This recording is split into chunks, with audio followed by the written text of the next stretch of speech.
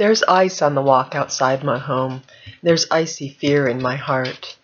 The sun rises, shines dimly, and then falls below the horizon faster each day.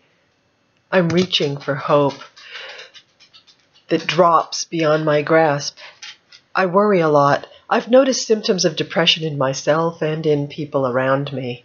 The short daylight and the fear and pain among my loved ones are adding layers of weight on my mind. So many of my friends have realistic fears about being able to physically exist, much less prosper during the next 4 years. One must have food, shelter, and health before one can contribute your unique self to the world. I need them to survive.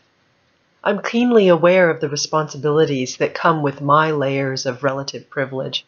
I have responsibilities to the marginalized and historically oppressed, not just responsibilities to interrupt bullying, to resist injustice, to agitate for compassion, but responsibility to build bridges and to make connections with those who I have trouble feeling connected to.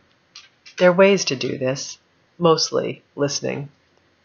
My first impulse is to cut off the people who don't agree with me. I want to stay in my bubble, but the voice of the divine within reminds me, these folks are your family and friends. They are members of the community. You need them to survive too. We need each other.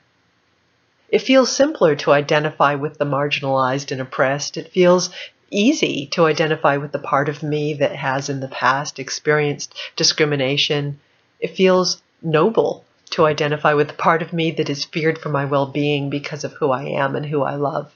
It's far less comfortable to embrace my own privilege and the power that comes with that.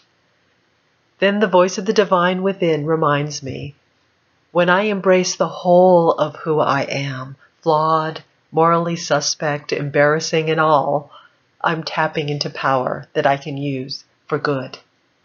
Getting in touch with my roots. I've learned to embrace all of me in my pagan practice. I'm a Euro-American, and for me that means I have family lineage that goes back to Scotland and England, back to the practices of the island people there.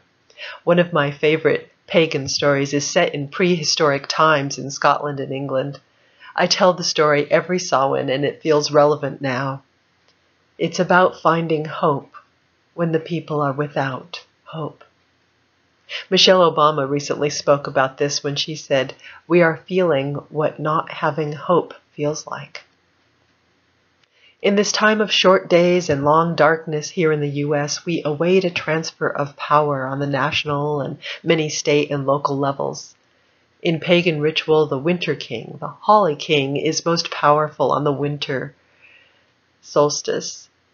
His power gives way to the summer king at the spring equinox.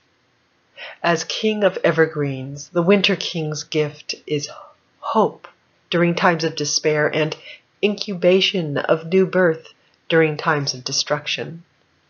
There's a layer deeper than the Samhain story goes.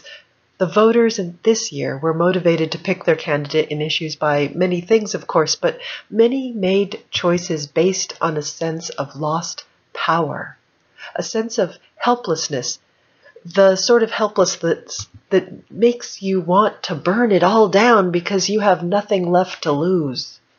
Some might argue that many who voted in frustration have little to complain about, but human beings usually don't make decisions based on dispassionate fact. We decide based on our story, our emotions, our experience. Whether this perception of helplessness and lost power were objectively true phenomena does not matter. When we're in the realm of myth and ritual, the story is giving us the truth. When we're in the realm of myth and ritual, the truth of the story is what creates our emotions and attitudes and what we base our decisions on. So we have something in common here, our frustration with the government's inability to serve us. Our frustration about not being heard, our frustration with lack of change or too much change, our frustration with the lack of opportunity to make our lives better, our frustration with our kids who move back in because they can't make a living. And so many other frustrations are shared among Americans.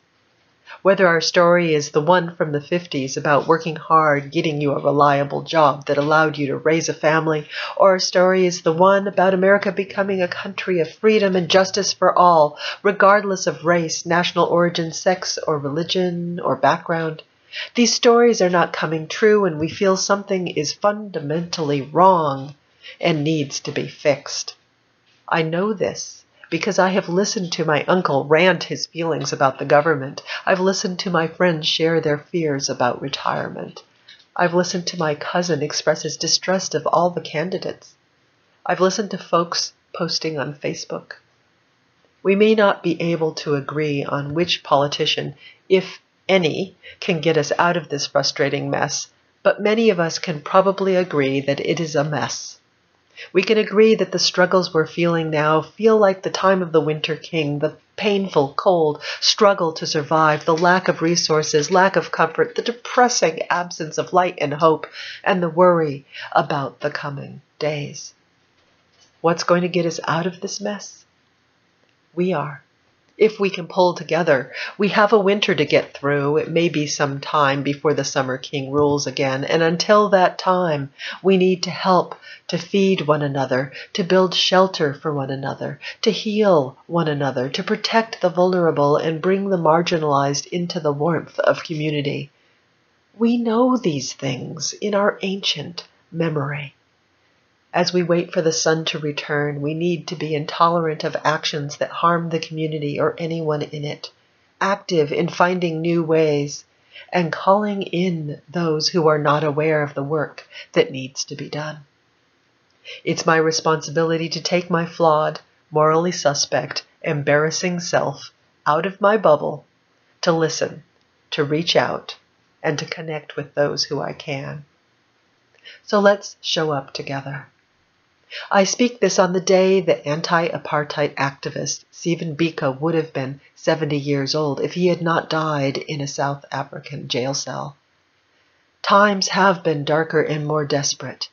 People have been more polarized, and through hard work, resistance, agitation, coming together, forgiveness, and hope, a new story began to be written. Let us write it together.